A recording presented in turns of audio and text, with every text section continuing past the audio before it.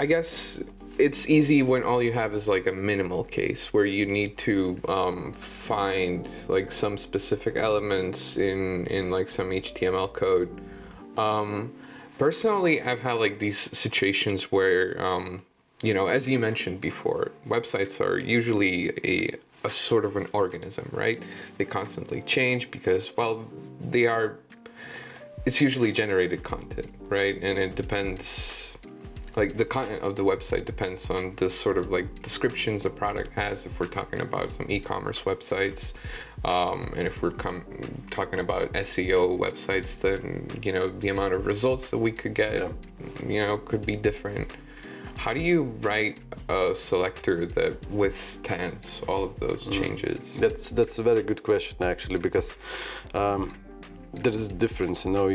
To write, I can give you a good, bad selector example. So if you go to the browser, you open the developer tools, and you select some element in the DOM tree, you would and right-click on it, you would get an option to copy XPath. So that would be a really bad example of this. Why is it bad? Because it won't sustain. I mean, it won't survive any turbulence of the website. Something could change, and that's it. So any single change will make that particular XPath string invalid. Yeah, you could think about it like in a city, if you want to find some building, and for your taxi driver you describe the road, so you would say, you wouldn't give the coordinates or address. You would say, you know, okay, now go straight 3 blocks, and at the 3rd road you turn right, and so on. And so that's same with bad XPath. You know, if you have straight direct directions to the element you're particularly interested. If some road is closed, the taxi driver is gonna be lost, because some change in the road is. But I've also had like these particular scenarios where you can't really give your taxi driver an address. Sometimes there's just nothing to hook on. You know, it's great that when your website has like a specific ID on that HTML element, you can just say, hey, find me an element in the DOM tree that has this particular ID, right?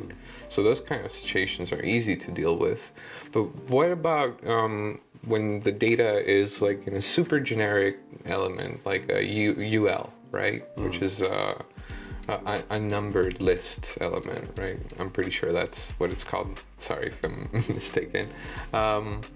So how do you write an XPath that would withstand the turbulence of, you know, a changing website, but the XPath could still find the particular element that you're, you know, thinking about? Well, the example you gave is actually would be a pretty bad HTML, and it's not that often that you would find like a list of elements without any class or attribute on which you could, you know, hook your selector.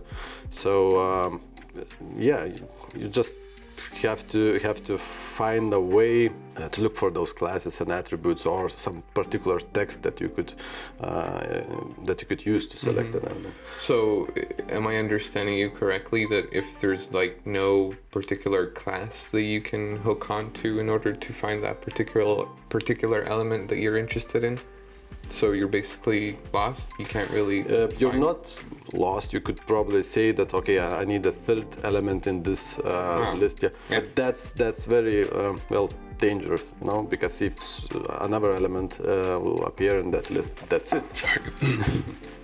I choked on water for a bit there.